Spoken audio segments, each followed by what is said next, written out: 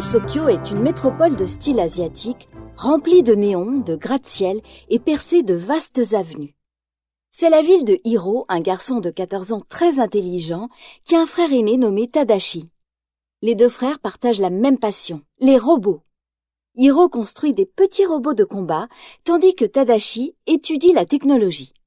Un jour, Tadashi persuade Hiro de présenter son dossier dans l'université où il étudie et lui montre son robot.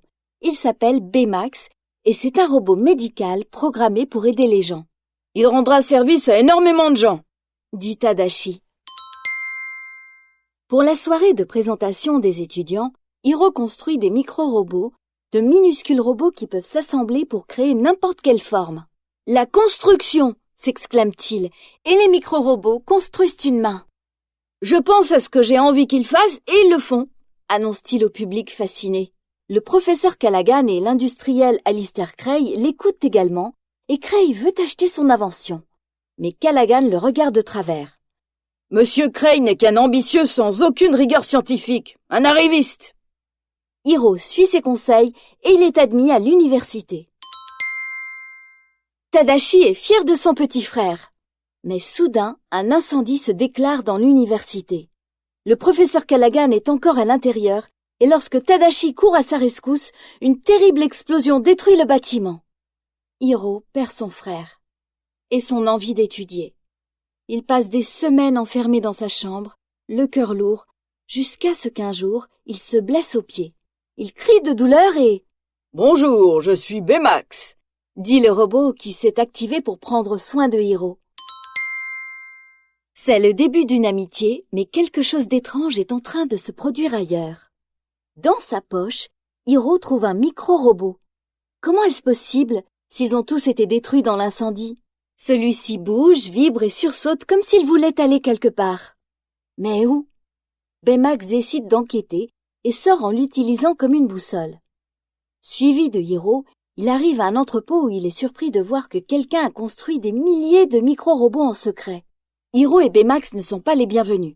Un homme masqué active les micro-robots qui attaquent le duo.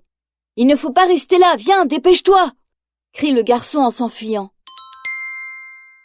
Hiro en est sûr. Cet homme masqué qui a volé les micro-robots et qui a incendié le bâtiment, c'est à cause de lui que Tadashi est mort. Et il soupçonne aussi l'identité de l'homme masqué. Cray! Hiro veut se venger et programme Baymax pour qu'il devienne un robot de combat. « Si on veut arrêter ce type, tu as besoin de mise à jour !» dit-il à Baymax, désormais expert en arts martiaux grâce à sa nouvelle puce. Avec l'aide de Baymax et de 4 camarades de Tadashi, Hiro retrouve le criminel. Mais celui-ci n'a pas l'intention de se laisser démasquer. Et il est encore trop fort pour eux. L'idéal, si on veut arrêter ce type, ce serait de tous vous mettre à jour, explique Hiro aux 4 amis que Baymax vient de sauver. Et c'est exactement ce qu'il fait. Voilà comment le groupe des héros est né. Une équipe de 6 amis avec des super costumes comme de vrais super-héros. Ils sont invincibles.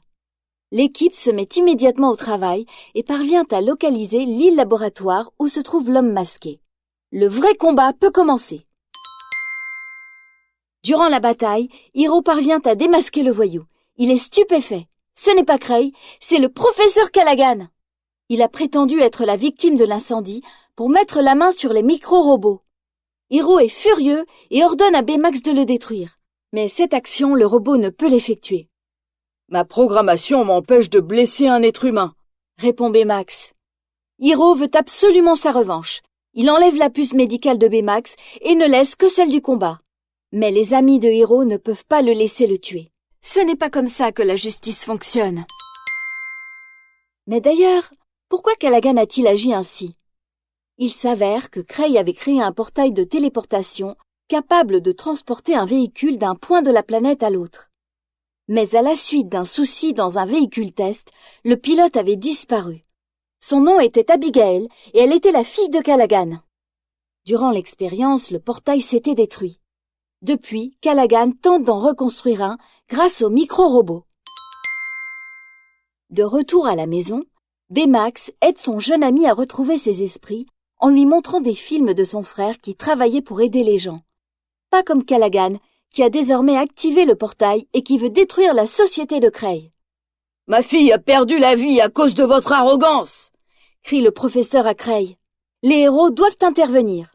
Pour contrôler les micro-robots, il leur faut mettre la main sur le masque avec le transmetteur neuronal et retirer ses pouvoirs à Callaghan. Tout fonctionne, mais les choses ne s'arrêtent pas là. Baymax détecte qu'une personne vivante se trouve à l'intérieur du portail. Hiro et Baymax pénètrent dans le portail et sont transportés dans un étrange royaume où ils retrouvent Abigail. « Elle est vivante !»« Ramenons-la, dépêchons-nous !» lance Hiro. Mais les propulseurs de Baymax sont endommagés par un débris et il n'a plus assez de puissance pour revenir. Tout ce qu'il peut faire, c'est lancer Hiro et Abigail à travers le portail grâce à son point fusée. Hiro est désespéré. « Il faut que tu reviennes avec nous !» dit-il à son ami. Mais Baymax préfère se sacrifier pour les sauver. Les 6 amis ont sauvé Cray et Callaghan a été arrêté. Lentement, à mesure que le temps passe, Hiro réapprend à sourire. Ses amis et lui ont beaucoup de projets à réaliser, comme Tadashi l'aurait voulu. Mais Hiro n'a jamais cessé de penser à Baymax. Tout ce qui reste de son ami, c'est son point fusée. C'est peu, mais bien assez, car un jour, il remarque que le robot avait placé une puce dans sa main. Elle contient la mémoire de Baymax, sa programmation d'origine, son cerveau, son cœur. Grâce à la puce, Hiro reconstruit Baymax et les 6 héros sont réunis. Comme Hiro l'explique, on n'avait pas prévu de devenir des super-héros, mais la vie réserve parfois des surprises. Qui sommes-nous? Les invincibles nouveaux héros. Et ils ont hâte de repartir en mission. Mais en attendant, Hiro et Baymax s'amusent. Car Baymax n'est pas qu'un robot, c'est un véritable ami, le meilleur ami de Hiro.